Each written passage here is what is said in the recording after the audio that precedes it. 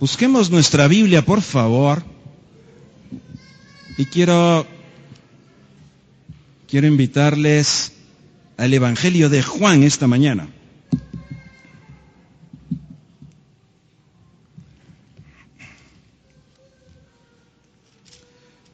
Vamos al Evangelio de Juan. Hemos estado platicando acerca de esos encuentros con Jesús.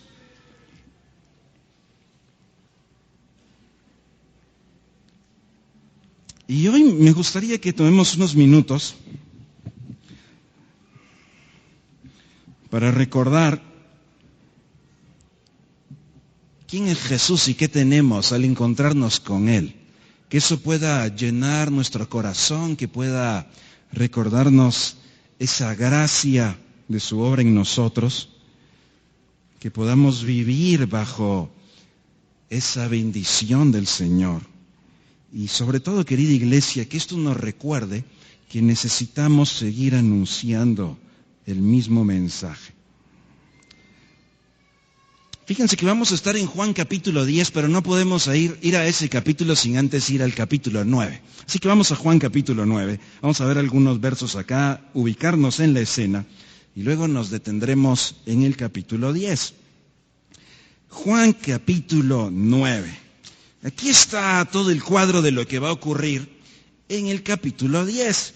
Así que resulta que Juan capítulo 9, versículo 1, al pasar Jesús vio a un hombre ciego de nacimiento. Y va con los discípulos está caminando con ellos, ¿verdad? Se acerca y los discípulos le preguntaron diciendo, Rabí, miren qué interesante pregunta, ¿quién pecó? ¿Este o sus padres para que haya nacido ciego? ¿Qué es lo que solían creer en aquel entonces? Bueno, que la enfermedad era resultado de un castigo dado del cielo cuando alguien estaba enfermo, y más que nació así. Entonces ellos tenían una duda, porque hace mucho sentido, los discípulos pensarían, que alguien se gane, se merezca el castigo por los pecados que ha hecho. Pero nació así. ¿Cómo funciona entonces? ¿Acaso fueron sus papás y por eso heredó este tipo de enfermedad o de culpa o de castigo? Era el pensamiento común. No está de más recordar que eso era lo que creían los amigos de Job. ¿Verdad? Job, tú estás así porque algún pecado tienes. Y Job dice, no, ya revisé, fíjense que no.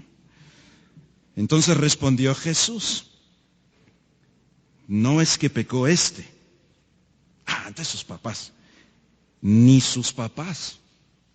Jesús afirma, y luego hay otros pasajes, el tema de hoy no tiene que ver con la sanidad y el milagro aquí. De hecho, lo platicamos con el grupo de jóvenes la semana pasada, pero Jesús afirma que sí hay algunas enfermedades que pueden llegar como un jalón de orejas de parte de Dios, pero no todas. Hay algunas enfermedades que vienen como resultado de desobediencia, pero no todas. Así que no podemos juzgar a otros, ¿verdad? Y no podemos afirmar ni generalizar que todas o que ninguna, o sea, algunas. Pero no fue el que pecó ni sus papás.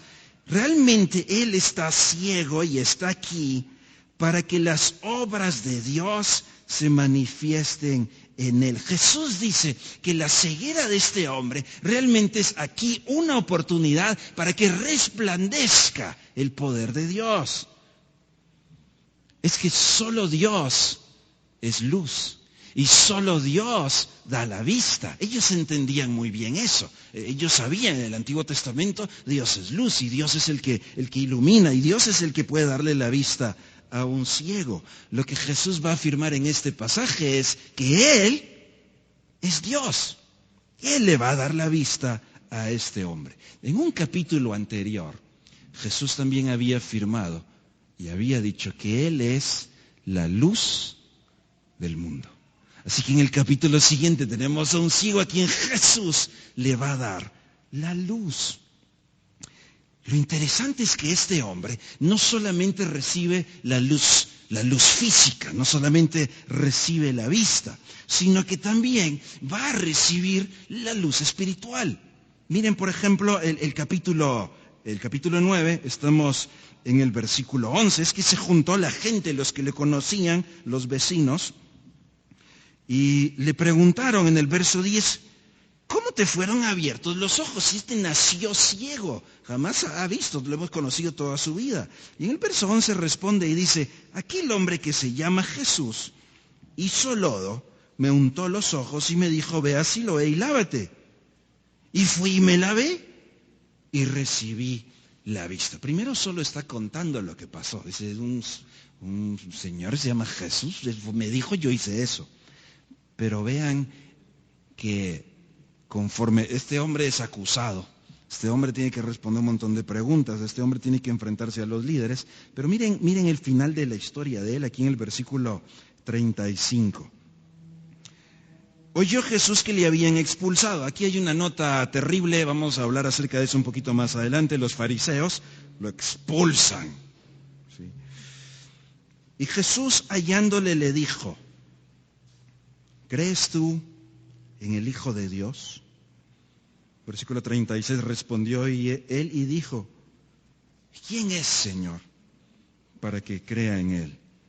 Jesús le dijo, pues le has visto, y el que habla contigo, él es. No solo lo has visto porque ahora tus ojos ya pueden ver los rayos del sol, es que aquí está el mismo Dios y tú puedes creer en él.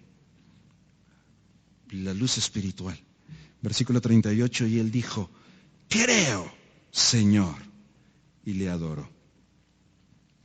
Dijo Jesús, para juicio he venido yo a este mundo, para que los que no ven, vean, y los que ven, sean cegados. Este hombre vio la luz espiritual también, reconoció a Jesús y vio la luz del día. Ahora, qué paradoja, porque en muchos lugares de los evangelios, la gente que estaba con Jesús lo escuchaban predicar, pero muchas veces respondieron diciéndole, Jesús, mira, pues qué lindo hablas muy bien, hablas con autoridad, pero si tan solo hicieras un milagrito, nosotros creeríamos en ti. Si tan solo pudieras hacer un milagro, entonces sí, ya no dudaríamos de que eres Dios. En muchas ocasiones a Jesús se le solicitó eso y no lo hizo. Es que la gente quería seguir a Jesús por lo que podía darles.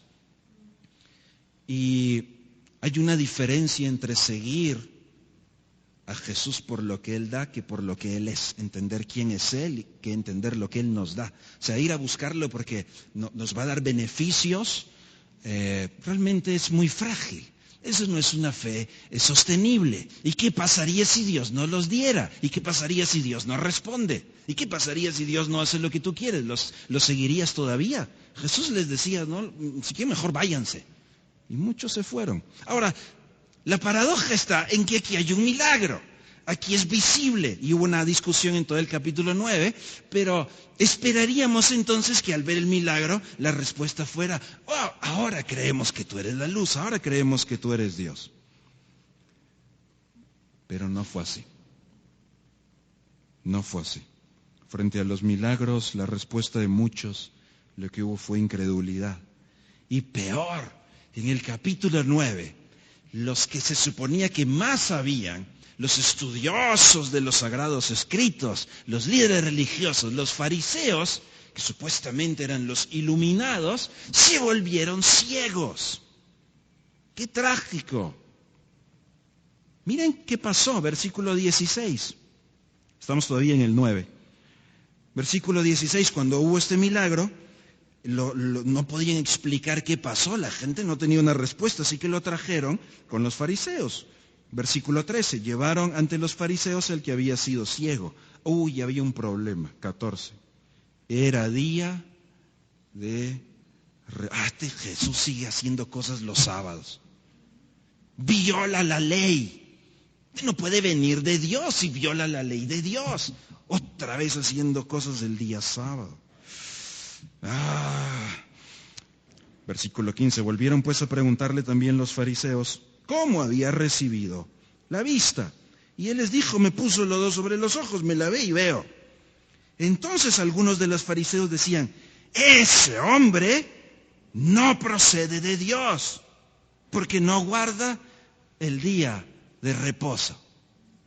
Así que terrible. Los que supuestamente más sabían Están cerrados de que este Jesús no puede provenir de Dios porque no guarda el día sábado como la ley lo estipula. Otros decían, ¿cómo puede un hombre pecador hacer estas señales? Y había disensión, se estaban peleando entre ellos, unos decían que sí, unos decían que no, unos decían este es de Dios, este no es de Dios, pero el gran argumento que tenían es que lo hizo en sábado. Cualquiera que hace algo el sábado viola la ley de Dios, por lo tanto no es de Dios. Ahora ustedes y yo leemos la escena y decimos, qué torpes.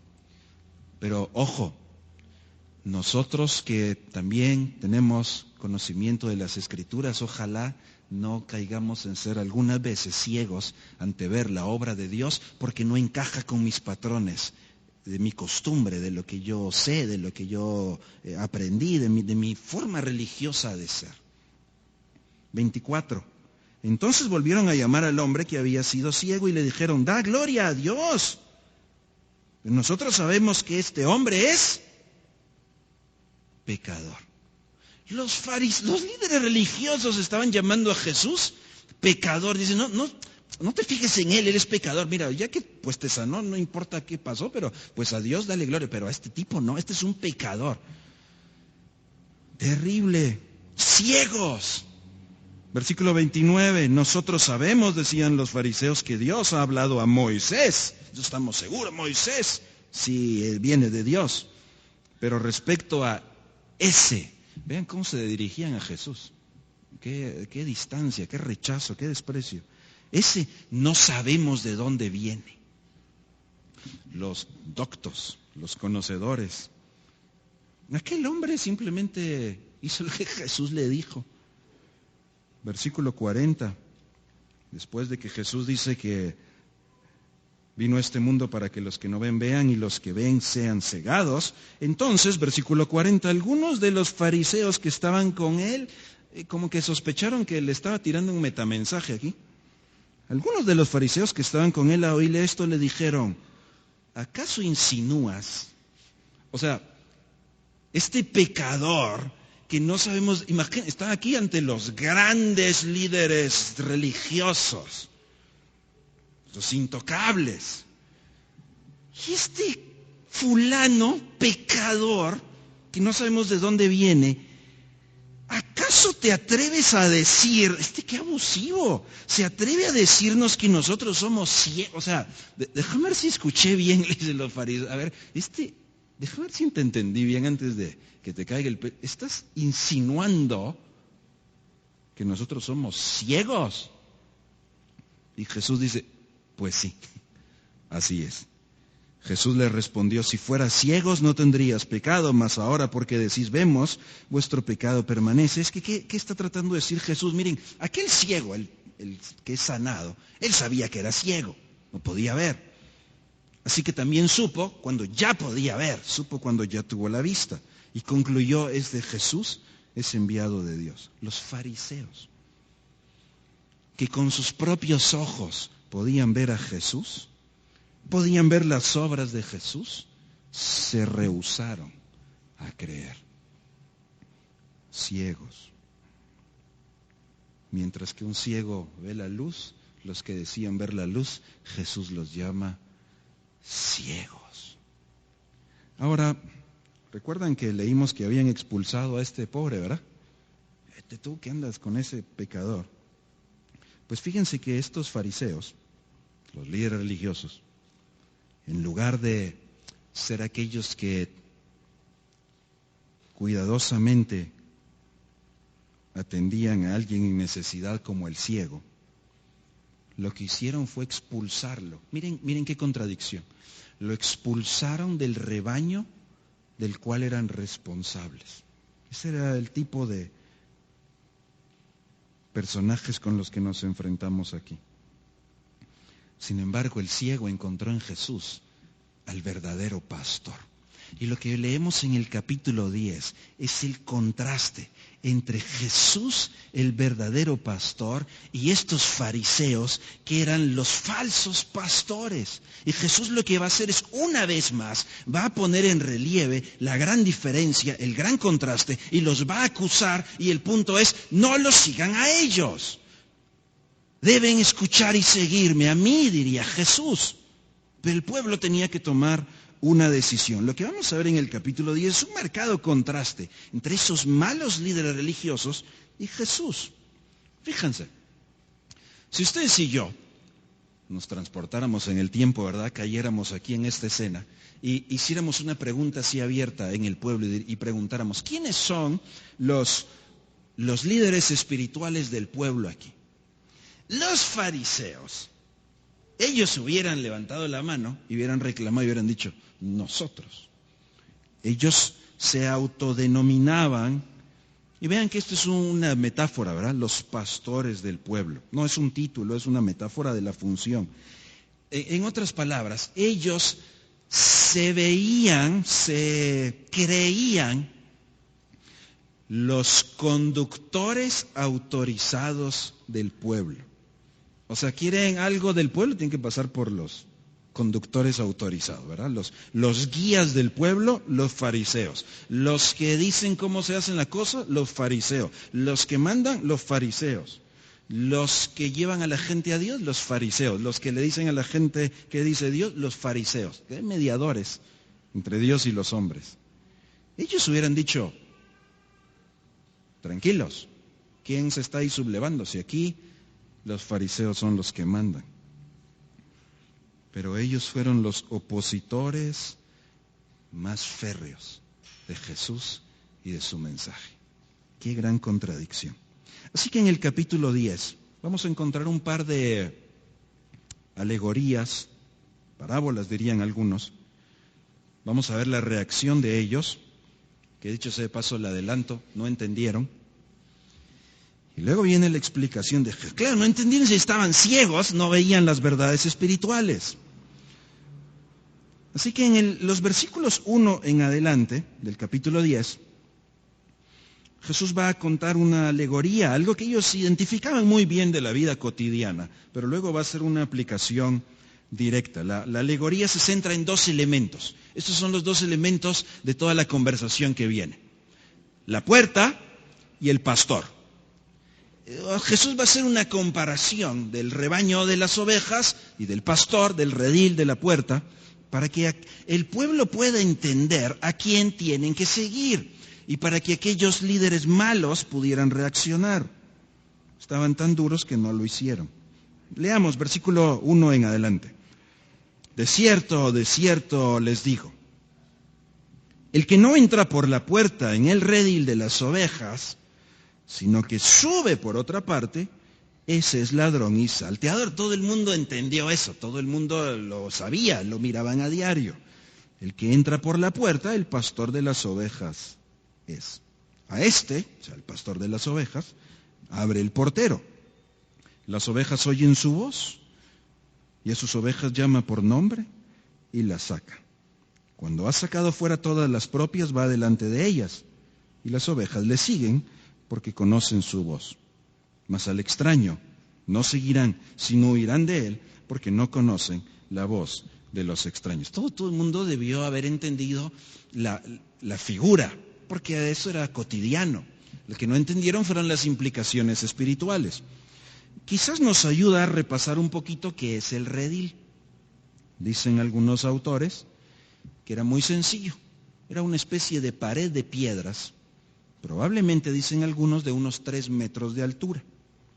Y solo había una abertura que servía de puerta. Así que los pastores normalmente con las ovejitas lo que hacían era arriarlas para que pudieran entrar. Incluso esto servía para varios pastores con varios rebaños.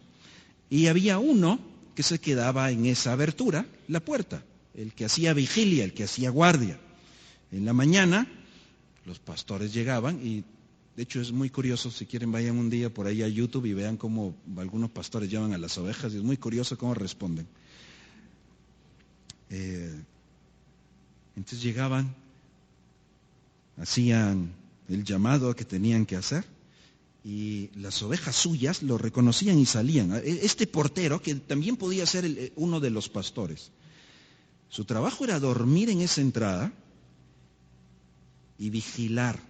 Él era la puerta, no había puerta, era él, cuidando ahí dormía, ahí vigilaba. Nadie podía entrar ni salir si no pasaba por él. Había que pasar por ese pastor que estaba vigilando. Fíjense qué es lo que Jesús está diciéndole aquí al pueblo y a los líderes religiosos. Solo hay una forma legítima de entrar al redil. Y es Jesús. No hay otra puerta, no hay otra opción. Solo hay una forma legítima. Y solo hay un pastor propietario legítimo de las ovejas. Y no son los fariseos. Ellos se creían los dueños, se creían los amos y señores del pueblo. Y Jesús dice, en realidad, señores, solo hay uno que es dueño de las ovejas y solo hay una forma de entrar al redil. Jesús, a través de él. Miren, si ustedes notan, por ejemplo, el versículo 5, dice que las ovejas huyen y no conocen la voz de las verdaderas ovejas, no van a seguir la voz de un extraño. Jesús llama a los fariseos ajenos, extraños. Ustedes no son. Se creen, pero no son. Y más adelante va a decir algo todavía más fuerte. Así que imagínense cómo se sintieron aquellos de insultados. Este tipo abusivo, es que a saber quién es pecador, viene ante la cúpula religiosa, la élite de la espiritualidad supuestamente, y les viene a decir ciegos y les viene a decir extraños. Y ustedes no son los dueños, el dueño soy yo. ¿Es este cuate qué se cree?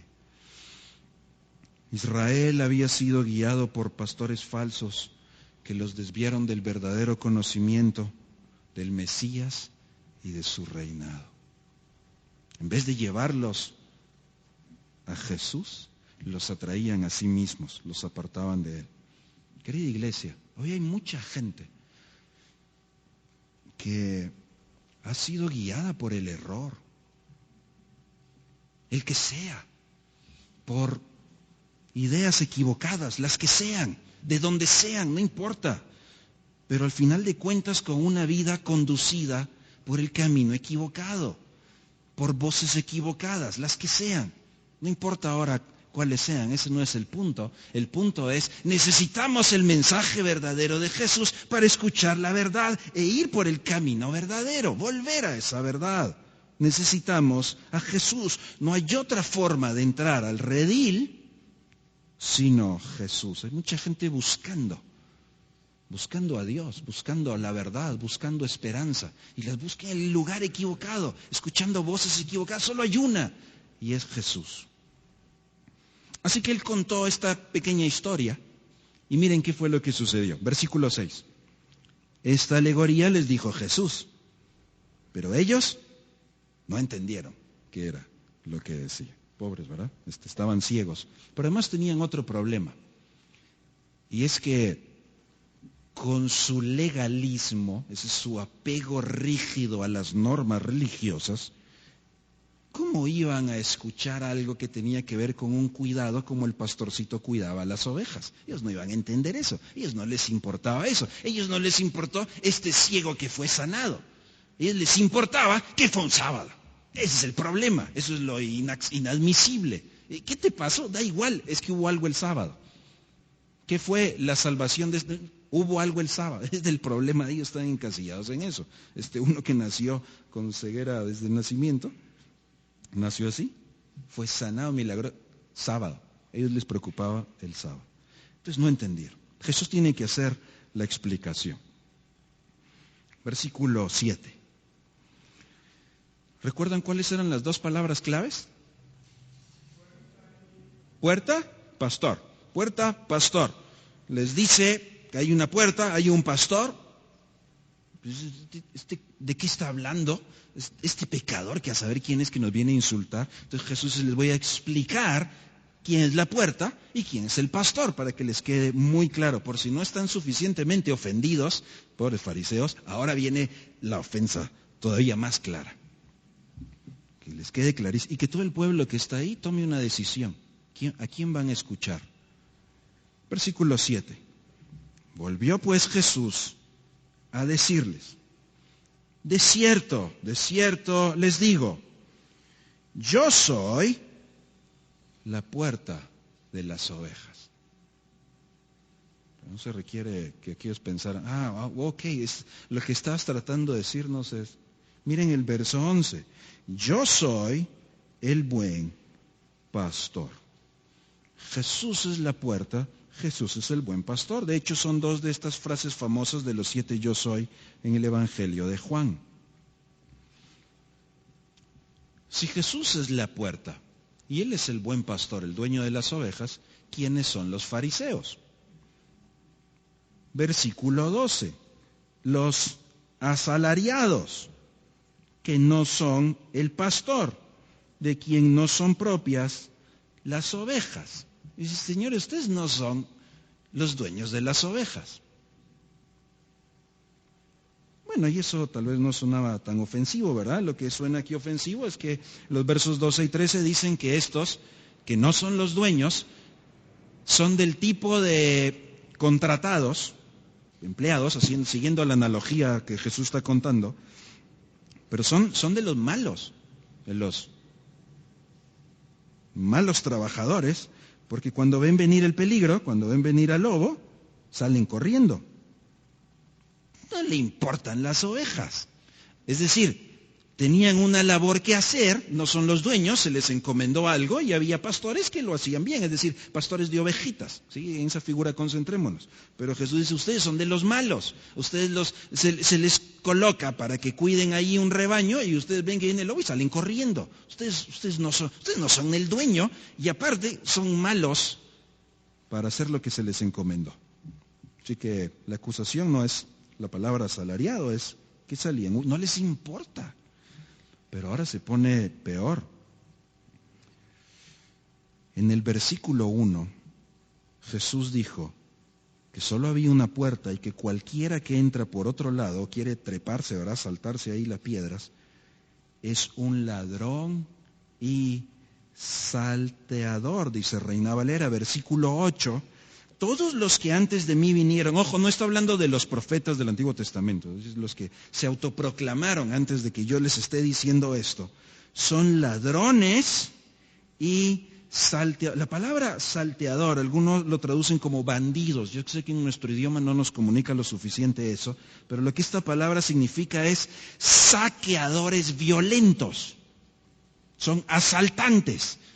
Ellos entendían bien la figura. Si el pastorcito que metía al redil, las piedras, unos 3 metros, miraba que otro estaba ahí brincando para robarse, este es asaltante. Entra con violencia a robar. Ahora, recuerden, pongámonos en la escena. Tenemos aquí a uno que no sabemos de dónde viene, que ellos llaman pecador, que acaba de sanar a alguien en sábado, y nos vino a decir ciegos, y ahora nos dice malos trabajadores, y nos llama ladrones y saqueadores violentos. ¿Cómo no se iban a enojar los fariseos? Por supuesto que sí. En lugar de responder, en lugar de arrepentirse, más se endurecían, más ciegos. O sea, más claro, Jesús le está hablando clarísimo. En lugar de arrepentirse, más se endurecían. Qué triste que muchas veces la reacción del ser humano ante la verdad de Dios no sea el arrepentirnos, sea endurecernos. En lugar de reconocer quién es Él y ver nuestra pecaminosidad, pues más me resisto. Que no sea esa nuestra actitud. Estos ladrones buscaban su propio interés. Así que si leemos todo el relato de los evangelios, queda muy claro. A los fariseos, ¿qué les importaba el pueblo? Les importaba lo que ellos querían lucir, les importaba lo que ellos querían recibir, les importaba, no el pueblo, les importaban ellos mismos, eran malos guías del pueblo. Estos fariseos, autoproclamados pastores de Israel, fallaron. Así que Jesús está diciendo acá y en muchos lugares, no los sigan a ellos, no los sigan, escojan bien a quién van a seguir, porque estos se llaman, siguiendo la figura, los pastores de ovejas, pero estos no quieren entrar por la puerta. Tienen un serio problema. Esos no son de los que van a entrar, no reconocen la puerta que es Jesús. Estos son de los que se entran a robar por otro lado. Si fueran buenos, reconocerían a Jesús. Son malvados. No lo reconocen. No quieren entrar por la puerta. Rechazan a Jesús. Son falsos. Lo que Jesús está haciendo es una acusación muy fuerte. Falsos. No los sigan a ellos. Por eso Jesús dice en el verso 8 que las ovejas genuinas, las ovejas de Jesús, no van tras el camino de los fariseos. Estudiamos otro pasaje, recuerdan cuando estudiamos Mateo capítulo 7, Jesús habló de dos caminos, el camino ancho, la puerta ancha, y el camino angosto, la puerta angosta. Lo que estaba diciendo es, aquí los llevan los líderes religiosos, los fariseos, y es perdición. Escojan bien, hay una puerta, es angosto. Pocos son los que la hallan. Y Jesús, lo que Él está nuevamente diciendo es, las ovejas verdaderas que escuchan a Jesús no se dejan engañar por estos falsos. Los que se dejan engañar por estos falsos no son entonces verdaderas ovejas. ¿Por qué falsos? Porque enseñaban un falso camino a Dios. Enseñaban un camino a Dios que se centraba en sus obras, su cumplimiento de las normas. Dios me acepta a mí y soy recto delante de Dios porque guardo la ley. Yo como si no hago nada el sábado, Dios entonces me acepta. Soy recto delante de Dios porque no dice, este pecador que hace cosas, ese es pecador. Ese no es acepto. ¿Cómo puede venir de Dios? Yo sí, porque yo no hago el sábado. Era una creencia en obras, una espiritualidad basada en obras. Para nosotros hoy es un mensaje muy pertinente. Qué fácil es confundirnos y pensar que somos rectos delante de Dios, que estoy bien delante de Dios por las obras que hago, porque hago cosas buenas. Creo que hay un problema desde la educación infantil, creo yo, y es que de pequeños nos enseñaron que el pecado era hacer cosas malas. ¿Y cuáles eran los ejemplos clásicos? ¿Qué le decían a los niños? O se les dice todavía a los niños que no deben de hacer. ¿Qué es pecado? Cosas malas.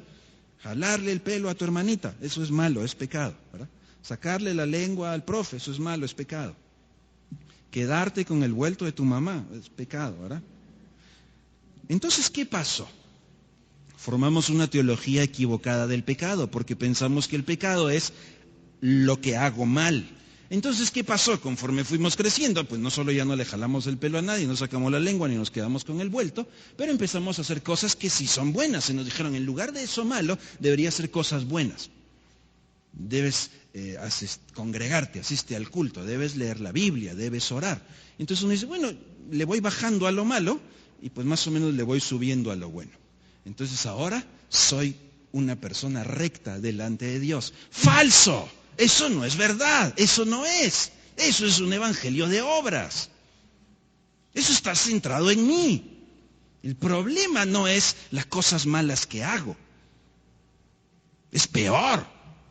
Nací contaminado por el pecado. Nací con la culpa del mismo Adán. Nací con un regalito. Con cariño a Adán. ¿Y ese qué es? La condenación del pecado. Tan culpable como Adán en el jardín del Edén.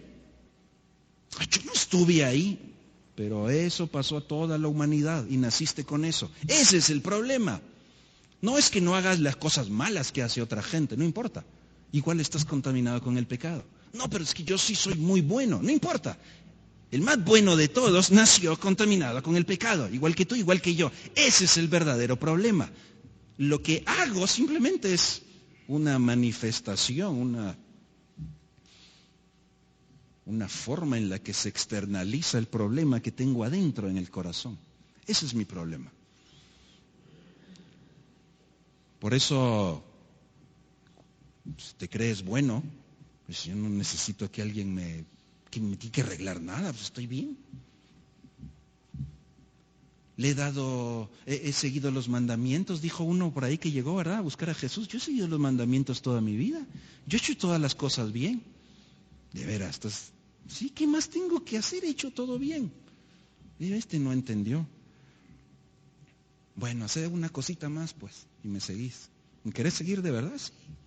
Vende todo y, que no le gustó, ¿verdad? No entendió quién era Jesús, solo entendió lo que había que hacer. Pura transacción, ¿verdad? Yo he hecho y entonces, ¿qué más tengo que hacer para que me des la vida eterna? El problema no es las cosas malas que hago. Gente que no cree en Dios hace cosas buenas. Todavía tenemos esa imagen de Dios. Hemos sido creados así. Ese no es el problema. Por eso cuidado con una espiritualidad fundamentada en mis obras. Yo sí soy espiritual porque mira todo lo bueno que hago. Es falso, es vacío. Yo sí tengo una relación con Dios porque mira todo lo que dejé de hacer malo y ahora hago bueno. ¡Falso! ¡Falso! Eso es lo que enseñaban los fariseos, los legalistas. Tienes una relación con Dios solo por una razón. Y de hecho esta mañana se leyó ese versículo. 2 Corintios 5:18. Y Él nos reconcilió consigo mismo por medio de Cristo Jesús. Tengo una relación con Dios por lo que Cristo hizo solamente. No necesito otra cosa. No es por lo que haces tú, es por lo que hizo Él. Solo. No, ves que Cristo, pero además tienes que bautizar, tienes que tener la membresía, tienes que dar tus diezmos, tienes que venir a orar, Cristo, solo. Es por esa gracia de Él. Ahora, dicho sea de paso, algunos respondieron y dijeron, no acá, en otro lado. Entonces podemos hacer lo que se nos da la gana. Como ya tenemos a Cristo, podemos hacer lo que se nos da la gana. Y otras veces no entendimos. A Pablo le pasó eso y respondió en Romanos capítulo 6. Entonces, ¿qué vamos a decir? Vamos a seguir en el pecado porque la gracia es abundante. En ninguna manera no entendimos la gracia. La gracia no nos quita la responsabilidad de la santidad delante de Dios. Sed santos porque yo soy santo. Ahora, Él sabe que no puedo, pero debo anhelarlo. Él sabe que no puedo. Por eso tengo acceso directo al trono de la gracia para hallar misericordia. Pero Él sabe que no puedo. Jesús se compadece. Él sabe que no puedes. ¿Te entiende? Él fue tentado en todo, pero sin pecado. Nosotros somos tentados en todo con pecado. Es la diferencia. Si Él entiende, no lo toma por sorpresa. Y aún así tienes acceso directo al trono de la gracia. Pero debo buscar eso por lo que Él hizo. Tengo que buscarlo. Implicación, aún si hay un día en el que no lo logras, sigues teniendo una relación eterna y perfecta, segura y garantizada con Dios. No es por lo que hiciste, es por lo que Él hizo. Los fariseos enseñaban una espiritualidad basada en sus obras, en su legalismo, centrada en sí mismos, opuestos al corazón de Dios. En lugar de acercar al pueblo, lo alejaban de Dios. El pueblo no tenía que seguirlos. Y hoy hay mucha gente que está buscando acercarse a Dios y lo está buscando en lugares equivocados, en tratar de ser mejores, de ser buenos. Incluso el famoso gran mandamiento, pues yo incluso trato de amar al prójimo, fantástico, pero eso no resuelve tu problema. El problema lo resuelve solamente Cristo Jesús. A Él es al que tienes que escuchar. El mundo necesita la luz de Jesús. Necesitamos a Jesús. La iglesia tiene que anunciar a Jesús. Es el mensaje.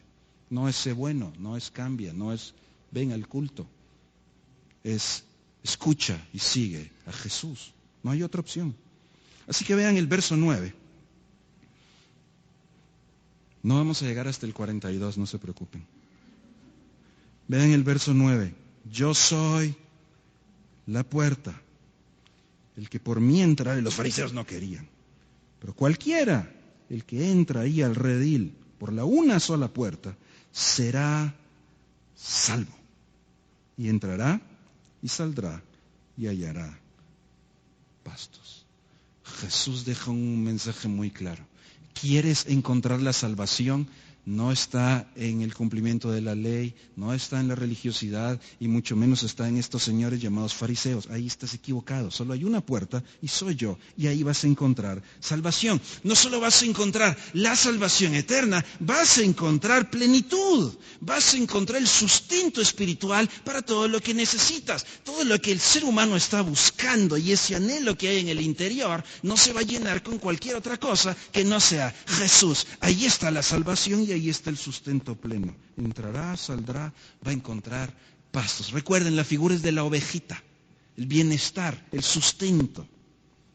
Solo en Jesús está la plenitud. Cualquier otra cosa quedará corta. Buscar la plenitud, el propósito lleno de la vida, buscar el sentido de la vida fuera de Jesús, quedará muy corto en cualquier otro lugar.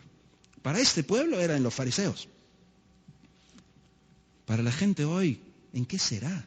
¿En dónde lo están buscando? ¿Dónde están poniendo la esperanza? ¿Dónde le encuentran el sentido a la vida? ¿Dónde lo buscan? ¿Dónde buscas tú el sentido a la vida? ¿Dónde encuentras tú la plenitud de la vida? Si es en otro lugar que no es Jesús, vamos mal. Terrible, no la vamos a encontrar, vamos a perder. Solo en Jesús. Aún nosotros ya conociendo la palabra de Dios, si le pasó a los fariseos que sabían tanto, nos puede pasar a nosotros. Ellos sabían más que nosotros, ¿verdad? Memorizaban todo el Antiguo Testamento. Aquí algunos hoy memorizaron varios textos y los dijeron. Sabían más que nosotros. Les pasó a los con mayor conocimiento, nos puede pasar a nosotros. No busquemos la plenitud, ni el propósito, ni el sentido de la vida en cualquier otro lugar que no sea Jesús. Peligroso, perdición. Así que no es las cosas buenas que pasan o que todo vaya bien. Ahí no está el sentido de la vida. Ahí no está el propósito. Ahí no está la plenitud. Ahí no está el sustento. Solo en Jesús. Versículo 10. El ladrón, yo sé que a veces hemos leído este verso por ahí desconectado de toda la conversación. Aquí está hablando de Satanás. Pues también, pero particularmente en este capítulo, Jesús está hablando, recuerden la comparación, ¿a quién llamó ladrones? Fariseos, ¿verdad?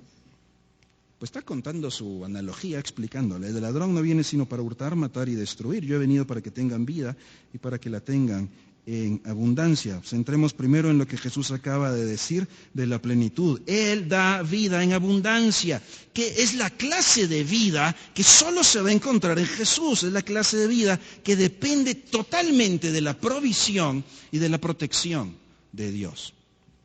Esa es la vida de la que está hablando, que depende por completo de la provisión y protección de ese pastor. Es la vida en dependencia de Él. Allí es donde está el sentido y la plenitud. Es una vida que sobreabunda, que se rebalsa. En los versículos 27 y 28 encontramos que dice: Jesús, mis ovejas oyen mi voz, yo las conozco y me siguen, y yo les doy vida eterna. Esa es la vida que da Jesús. El verdadero pastor da la vida. En contraste, estos supuestos pastores del rebaño, los fariseos, lo que les ofrecían era la muerte. Con ese falso sentido de espiritualidad, con esa espiritualidad en obras, con ese buscar y con esa rectitud delante de Dios centrada en sí mismo, lo que les estaban llevando era un camino de muerte. ¿Por qué? Porque a estos no les importaban las ovejas, no les importaba el pueblo, les importaba ellos mismos, eran ladrones, buscaban su propio beneficio, buscaban su propio bienestar. Por eso Jesús los compara con alguien que roba y que está dispuesto, y ustedes vean, el resto de la historia en los evangelios, cuando vemos a los fariseos, lo confirma. Estos, con tal de obtener lo que querían para ellos, podían llegar incluso a matar a las ovejas. ¿No fue así con el mismo Jesús? No les importaba, no les importaba el pueblo. Jesús, por el contrario, es el buen pastor. Estos fariseos usaban al pueblo, se beneficiaban del pueblo y estaban dispuestos a matarlos. Jesús dice: yo soy el buen pastor, yo doy mi vida por las ovejas, por el pueblo. No solo les doy vida, sino doy mi vida por ellos. Da la vida abundante, pero da la vida suya en sacrificio. Una figura incomprensible, ¿sí? Ningún pastorcito de ovejita, una ovejita peligro, mejor muero yo que la ovejita. No haría eso. Los fariseos no hacían eso. Jesús dice: yo soy esa clase de pastor, de esas ovejas del pueblo. ¿Qué contraste? Vemos a un Jesús totalmente comprometido con sus ovejas, totalmente comprometido con su pueblo, totalmente comprometido con sus seguidores, que está dispuesto a sacrificarse a sí mismo con tal de que ellos obtengan la vida plena. Esa es la gracia de Dios a favor nuestro. Bueno, ellos conocían muy bien la figura del pastor, ¿verdad? Era muy común. El pastor pasaba mucho tiempo con su rebaño, las protegía. Pero recuerden que en el Antiguo Testamento, el pastor de Israel es Dios mismo. El canto que entonaban, ¿verdad? Ese guardador, ese Jehová que está cuidando como pastor a sus ovejas. Lo que Jesús está diciendo es, yo soy ese Dios. Yo soy, ese del que tanto han hablado y el que tanto dicen que conocen. Yo soy. Soy ese pastor. Soy el Dios cercano. Aquí estoy. Y vean que en el verso 14, vean qué cercanía la de Jesús, versículo 14. Yo soy el buen pastor. Los fariseos eran los malos pastores. Pero yo conozco mis ovejas, que hay unas que no eran, ¿verdad? Eran seguidoras de los fariseos, iban mal a la perdición. Yo conozco las mías, pero las mías me conocen. Por si fuera poco, en el verso 3 Jesús dijo que el pastor verdadero, cuando llama a las ovejas las llama por nombre. Ahora, aquí ya vemos varios que compartimos una característica. Nos cuesta recordar nombres, ¿verdad? Entonces uno ve a alguien y dice, ¿he visto este rostro? No me acuerdo cómo se llama. Jesús conoce la vida de cada uno de nosotros por nombre. Lo que está tratando de decir no es solo que tiene una buena base de datos, es que conoce individualmente tu vida, lo que atraviesas, lo que eres, lo que anhelas, lo que sueñas, lo que te preocupa. Te conoce individual y cercanamente. Es una relación íntima. Vean qué contraste. Los fariseos, ¿qué les importa el pueblo? Aquí está el ciego, ¿qué les importa? Tú fuiste sanado en sábado. Pues le da igual. Es más, este pobre hubieran asesinado o algo así, el problema es que fue el sábado. O sea, eso no les importaba la vida de él. Jesús dice, a mí me importa cada una de mis ovejas individualmente. Jesús es el buen pastor que las conoce, te conoce íntimamente. Si eres una oveja de Jesús, si Él es tu pastor, Jesús es ese Dios cercano, personal, que te provee seguridad, que te provee bienestar, te da dirección, cuentas con su compañía, con su cuidado y además dio su propia vida por ti. Ese es Jesús, el buen pastor. Ahora, de por sí esto ya es sorprendente, de por sí esto es abrumador, saber el sentido de la gracia y del cuidado amoroso de Jesús. Pero por si fuera poco eso, en el verso 15 hay una comparación sobrenatural. ¿Sabes cuán íntima y profunda y cercanamente te conoce Jesús? ¿Sabes con qué lo compara? ¿Sabes con qué compara Él esa cercanía y el estar pendiente, atento a tu vida? ¿Con qué otra cercanía lo compara? Versículo 15. Así como el Padre me conoce y yo conozco al Padre y pongo mi vida por las ovejas. La relación de Jesús contigo, esa cercanía, esa intimidad, esa profundidad, acaba de compararla con la relación que el Padre tiene con el Hijo.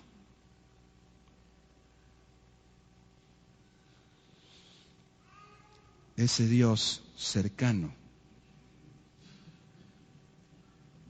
ese Dios personal tuyo, está tan cerca, está tan pendiente, está tan a tu lado, está tan unido y comprometido contigo como el Padre está con el Hijo. Jesús dijo también que estas ovejas, pase lo que pase, nadie las va a arrebatar de su mano. Así que nunca llegues a pensar que Dios ya no quiere saber nada de ti, que Dios está muy enojado contigo, que Dios ya no te está escuchando. No hay nada más cercano que la relación entre el Padre y el Hijo. La comunión perfecta de la deidad. Así de cerca está Jesús, si eres su oveja. Así de cerca está comprometido hasta dar su vida por ti.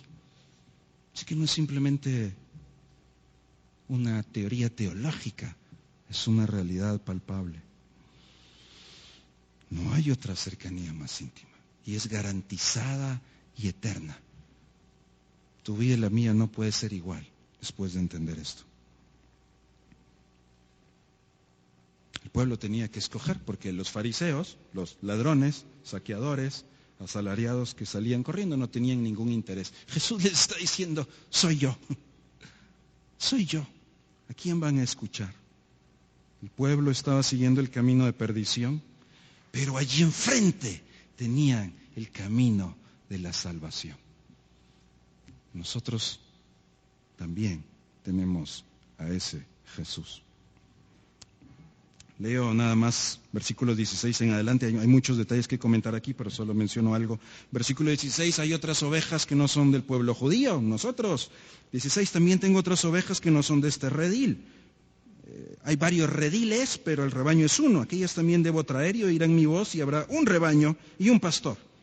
17, por eso me ama el Padre, porque yo pongo mi vida para volverla a tomar. No, solo aclaro aquí que no es que Jesús al fin se ganó el amor del Padre, sacrificándose. No, Jesús está poniendo esa íntima conexión entre el amor y la obediencia. ¿Sí? Jesús dio su vida voluntariamente, no fue obligado, no es víctima, y el Padre dio a su Hijo voluntariamente por amor, no por obligación. Nadie me la quita la vida, sino que yo de mí mismo la pongo. Tengo el poder para ponerla y tengo el poder para volverla a tomar. Este mandamiento recibí de mi Padre, esa autoridad de Jesús y esa conexión de la obediencia y de su amor. Él es Señor. Wow, después de este gran discurso, esperaríamos que ahora sí entendieran y ahora sí se arrepintieran y ahora sí aceptaran a Jesús y ahora sí entrarán por la puerta y lo reconocieran como pastor. 19. Volvió a haber disensión entre los judíos por estas palabras. Muchos decían, este tiene demonio. Este está loco, está fuera de sí. ¿Por qué lo oyen?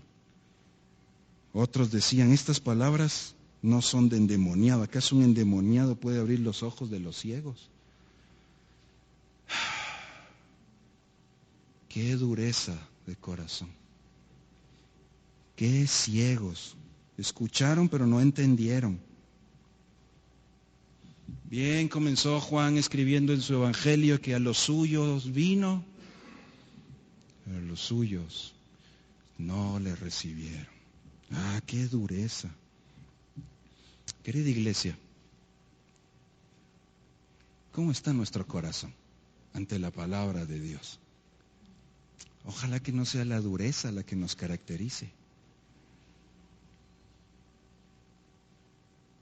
Más bien que reconozcamos quién es Jesús. Déjenme cerrar con esto. La pregunta es Jesús tu pastor? ¿Eres tú ovejita de Jesús? No de otro rebaño.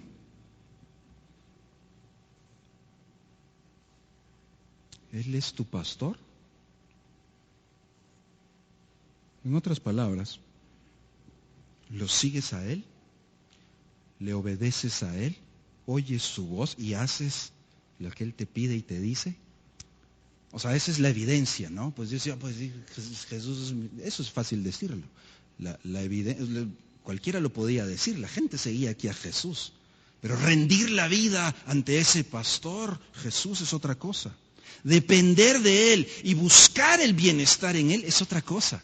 Yo puedo decir, sí, yo creo en Dios, pero en los momentos donde tengo que encontrar el sentido de la vida, el propósito, ahí es el momento clave, en el momento de obediencia. ¿Quién es Jesús? Jesús es la puerta que te da protección y te da seguridad. Jesús es el dador de vida sobreabundante. Jesús es el que te da vida plena y eterna. Él es el pastor bueno, cercano, personal. Él es el que te brinda un bienestar presente en esta vida y eterno. Él es el que te defiende, es tu protector. Jesús es quien se interesa por ti de manera personal e individual, en todo momento, bajo cualquier circunstancia. Jesús también es el que te llama. Él es al quien tienes que escuchar. Él es a quien debes responder. Él es a quien tienes que seguir. Jesús es quien dio su vida por ti. Él dio su vida por nosotros. La implicación es que ahora por Él nosotros debemos dar la vida también. En Él confiamos y a Él anunciamos. Nuevamente, ¿es ese Jesús tu pastor? ¿Es ese Jesús el donde hallas la vida? ¿Es ese Jesús el que te hace una persona plena? Deja que Jesús sea todos los días, genuinamente, tu pastor. El Señor es mi pastor. Nada me faltará. Fuera de la autoridad, fuera del cuidado de ese pastor, fuera de la protección de ese pastor, estás en serios peligros para la vida aquí y la eternidad. No pongas tu vida en ningún otro lugar. No pongas tu esperanza en otro lugar. No pongas tu confianza.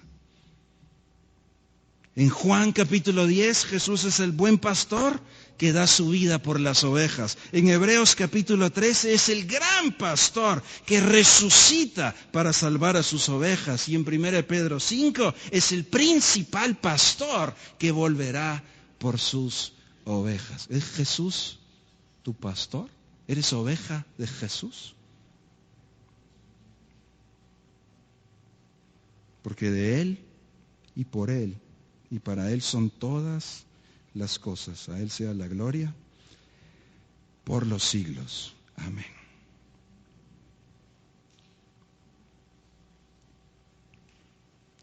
Padre, gracias por haber mostrado tu amor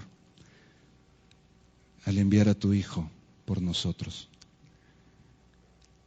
Nosotros, siendo aún pecadores, decidiste amarnos y darnos esperanza en Cristo Jesús. Gracias por habernos llamado. Gracias por habernos perdonado.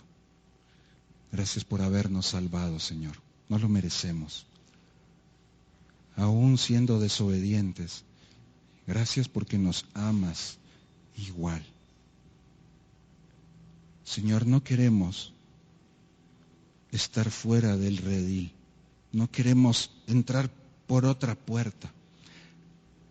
No queremos la falsa seguridad de cualquier otra cosa en nuestra vida. Queremos a Jesús. Queremos la esperanza eterna. Queremos la salvación segura. Queremos la vida plena. Señor, perdónanos porque muchas veces hemos puesto nuestra mirada, nuestra esperanza, nuestro tesoro. Hemos querido hallar la vida por nosotros mismos, encontrar el sentido por nuestros propios esfuerzos, transitar por el camino por nuestra propia inteligencia. Perdónanos, Señor, no queremos ir por el camino de perdición. Querido Dios, te pido que en medio de lo que vayamos a vivir en estos días, en medio de cualquier adversidad o crisis, cualquier distractor, Señor, ayúdanos a poner nuestra confianza en el buen pastor, a entrar a seguridad y protección por la única puerta que es Jesús. Que no vayamos a falsas esperanzas, falsos rediles, falsos rebaños, falsas puertas, falsos pastores. Señor, que en medio de las distintas necesidades que enfrentamos a diario, que tú seas nuestro único sustentador, nuestro único proveedor, que en medio de los peligros que nos acosan, tú seas nuestro único protector. Señor, aquí estamos, te necesitamos. Somos frágiles, somos débiles. Gracias por amarnos igual. Danos la gracia, Señor, esta semana una semana a la vez, de vivir esa plenitud y anunciar esa plenitud también. Hay esperanza. La vida tiene sentido cuando encontramos a Jesús. Ayúdanos a explicar esto a otros, a empezar esos diálogos esta semana, a buscar y ser sensibles para anunciar la luz de Jesús. Queremos ser ese reflejo, Señor. Queremos que otros puedan verla también. Danos, Señor, la sabiduría, el discernimiento, el denuedo, la gracia, para esta semana contarle a otros que hay un buen pastor que también dio su vida por ellos. Aquí estamos, Señor, queremos vivir y anunciar ese mensaje de vida. Gracias por Jesús, el buen pastor, el gran pastor, el principal pastor, que pronto volverá. En Él confiamos y a Él anunciamos. Y en el nombre de Él, todos juntos decimos, amén y amén. Que esta semana Jesús sea tu buen pastor. Animémonos unos a otros, démonos un abrazo, démonos una palabra de aliento para comportar nuestra vida espiritual. Que Dios nos bendiga.